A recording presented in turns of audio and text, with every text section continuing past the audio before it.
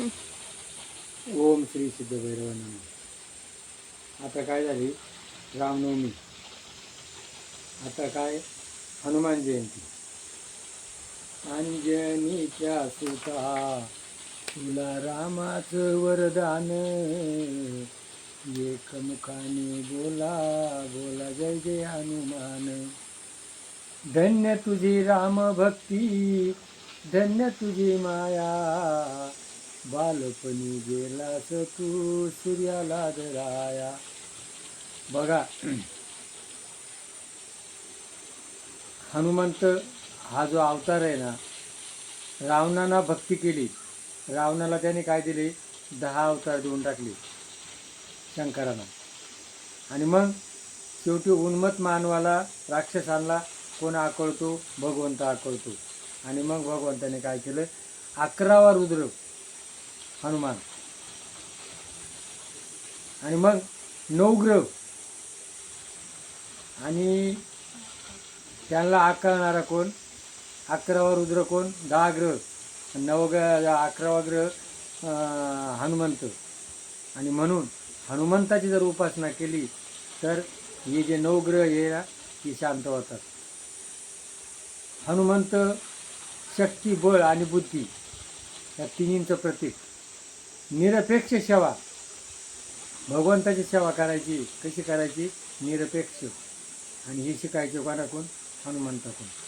म्हणून रामदास स्वामींनी आपल्या महाराष्ट्रामध्ये हनुमंताचे मंदिरं बांधले. शक्ती उपासना, बल उपासना. आणि मग गावाचं मेन दैवत कोण, हनुमान. तर आपल्या महाराष्ट्रामध्ये हनुमंताचे मंदिर आहे. आणि आजही शक्ती उपासना, बल उपासना ही हनुमंताची केली जाते. बघा, हनुमंतांना प्रभूचं कार्य काय, सीताशुद्धी केली. हनुमंतांना रामाची इतकं काम केलं का शेवटी सगळी लढाई झाली आणि हनुमंताला देण्याकरता रामाकडे काहीच नव्हतं. आणि मग त्याने काय सांगितलं, तुला मी काय देतो, मी तुझ्या हृदयात आहे. कोणाच्या, हनुमंताच्या. ज्या वेळेला रावणाला मारल्यानंतर बिभीषणांना त्याच्या तिजोरीमध्ये 9 रत्नाचा एक एक रत्न, सगळ्या पृथ्वीचं मोल असा हार त्याला दिला. तो कोणाला दिला, सीतामाईला दिला. सीतामाईनं तो कोणाला दिला, हनुमंताला दिला. हनुमंतानं काय केलं, तो एक एक मणी दाताखाली फोडायला सुरुवात केली. बघा, सीतामाईला किती वाईट वाटलं. आणि मग सीतामाईने सांगितलं का बा तू काय माकडे म्हणत, अरे मग तू फोडून टाकलं म्हणत, त्याचं मोल काय आहे म्हणत. म्हणे काय आहे म्हणे त्याच्यात, काय म्हणे तुला काय पाहिजे म्हणे, त्याचा वासही येत नाही, त्याची चवही लागत नाही. आणि मग तुला काय पाहिजे म्हणे, मला राम पाहिजे. आणि मग कुठे राम, तर त्यांनी छाती फाडून टाकली. काय छातीमध्ये कोण दिसला, हनुमंत दिसला. बघा, ज्या वेळेला सीतामाई काय करत होती, भांगामध्ये शेंदूर भरत होती. आणि हनुमंताला विचारलं, माते तू हे काय करते म्हण, रामाचं आयुष्य वाढवण्याकरता म्हण हा भांगामध्ये शेंदूर भरते म्हणून. हनुमंताला सगळ्या अंगाला शेंदूर लावून घेतला. सीतामाईने विचारलं, तू हे काय केलं म्हण, जर भांगात भरल्यानं जर रामाचं आयुष्य वाढतं असेल तर मी सगळ्या अंगालाच लावून घेतला. तेव्हापासून हनुमंताला काय लावतात, शेंदूर लावतात. शेंदूर हे काचं प्रतीक आहे, सर्वस्वाचं प्रतीक आहे. लाल लाल झेंडा, आज सगळे झेंड्यावरच आहे. हा कसा, क्रांतीचं प्रतीक आहे. सर्वस्व आणि क्रांती हे लाल रंगाचं प्रतीक आहे. म्हणून काहीतरी क्रांती करा. तर आपण काय करतो, क्रांती कोणती करतो, नको आहे त्या अवगुणाची, दुर्गुणाची. काय, आज आपल्या भारत देशामध्ये शिवाजी महाराजांनी मोगलांच्या ताब्यातून आपल्याला स्वतंत्र केलं.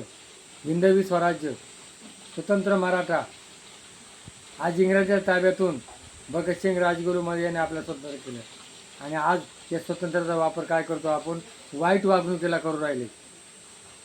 काय, हा स्वतंत्र कशा करताय, मी काहीतरी चांगलं करील. आणि आज लोक काय करतात, वाईटला करतात.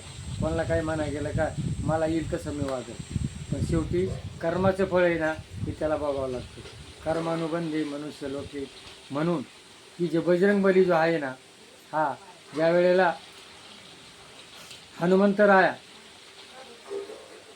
ज्या वेळेला राम अयोध्येवरतून अंजना मातेला भेटायला गेले, आपलं त्र्यंबकेश्वरजवळ अंजनी पर्वत आहे आणि तिथं घेतल्यानंतर रामाने हनुमंताची स्तुती केली. हनुमंतानं असं काम केलं तसं केलं, लंका जाळली, शेतुबा आणला, आणि मग हनुमंत जवळ होता त्या अंजनीनं त्याच्या एक गालात मारली. रामानं वाटलं हे काय बा चुकलं हनुमंताचं, आणि मग तिनं तिचं दूध दाबलं आणि तो डोंगर होता त्या डोंगराला अशा 2 बॅगा पडल्या. आजही त्या बॅगा आहेत. तिनं सांगितलं हे दूध हा पिलेलं आहे आणि यांनी तुला तकलीफ द्यायला लागत नव्हती, यांनी एकट्यानंच रावण मारायला लागत होता. मग रामाने सांगितलं त्याची काही चुकी नाही, याचं मरण हे माझ्या हातानं होतं म्हणून त्यांनी केलं नाही.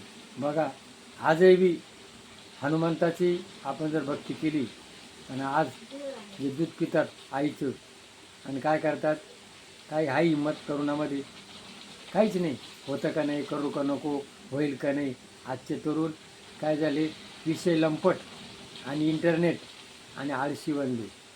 म्हणून हा विनाशकाळ विपरीत बुद्धी आपल्या देशाचा विनाशकाळ जवळ आलेला आहे. आज मुली तरुण झाल्यात, मुली काहीतरी क्रांती करतात आणि मुलं आहे ना, म्हणून मुलांनी काय करायला पाहिजे, आज जर तुम्हाला क्रांती करायची असेल तर काय करा, शक्ती उपासना, बल उपासना, हनुमंताची जर तुम्ही भक्ती केली तुमच्या जीवनाचं कल्याण होईल. 2 दिवस जगाल. आजचा तरुण आहे ना 25मध्ये सगळं आवरून घेतो आणि 40मध्ये म्हातारा होतो.